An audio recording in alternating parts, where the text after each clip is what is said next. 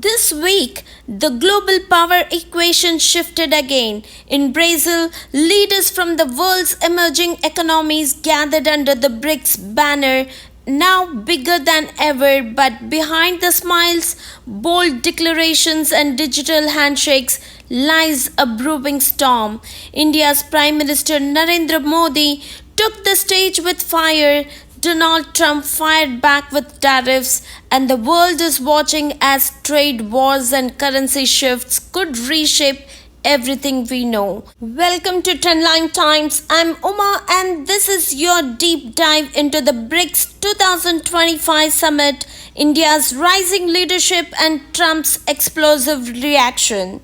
July 6, 2025, Rio de Janeiro, the BRICS summit kicks off with 11 member nations, including India, Russia, China, South Africa, Brazil, and newcomers like Iran, UAE, Egypt, and Indonesia.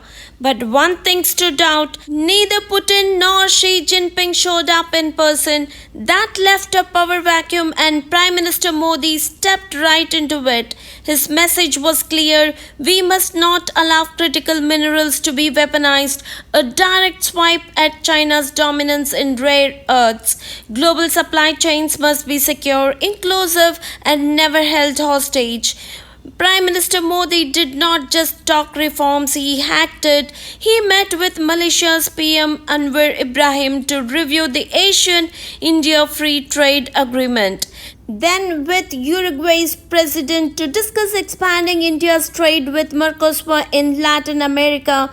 In short, is opening doors to new markets, new allies, and new deals. The BRICS nations have one big goal: ditch the US dollar. They want to settle trade in local currencies. Russia and China already trade 92% in their own money, and now India's joining the push. But here's the catch.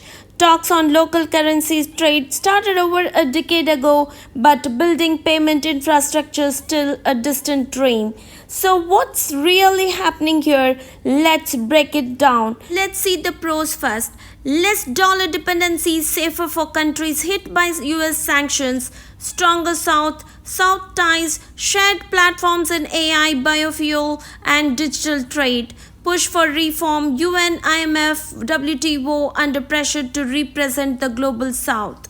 Let's see the cons now. Too many members, too many agendas. Putin and Xi's absence weakened unity. De-dollarization still just an idea, not reality. Across the Atlantic, Donald Trump wasn't happy. Any country that joins anti-American BRICS will face an additional